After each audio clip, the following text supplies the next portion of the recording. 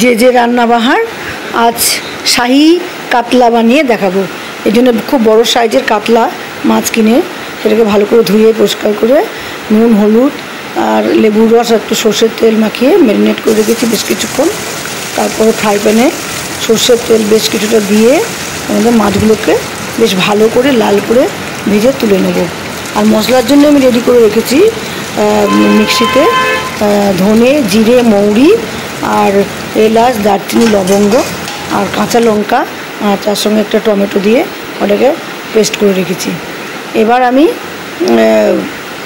ওই যে মাছ ভাজা তেলটার মধ্যে দেবো কিছুটা কোচানো পেঁয়াজটা বেশ ভালো করে ভাজা হয়ে গেলে ওর মধ্যে দেবো হলুদ গুঁড়ো কাশ্মীরি লঙ্কার গুঁড়ো, তারপরে একটু রঙটা ছেড়ে দিলে ওর মধ্যে দেবো আমি বাটা মশলাটা। বেশ ভালো করে মশলাটাকে কষানো হয়ে গেলে তার মধ্যে দেবো পরিমাণ মতন নুন আর সামান্য চিনি আর ওই ফেটানো টক দই। ওই মশলাটাকে খুব ভালো করে কষিয়ে নেব। মশলাটা যেই কষানো হয়ে যাবে তেল ছেড়ে দেবে, তখন একটু শাহি সানরাইজ গুঁড়ো মশলা উপর থেকে ছড়িয়ে দিয়ে আমি ঝোল দিয়ে দেবো।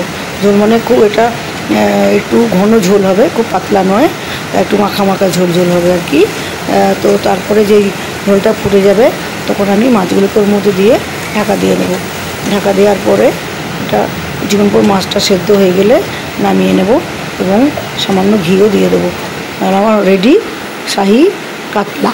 আপনারা এটা বানাবেন, বানিয়ে দেখবেন কেমন হয়েছে, অবশ্যই আমাকে জানাবেন।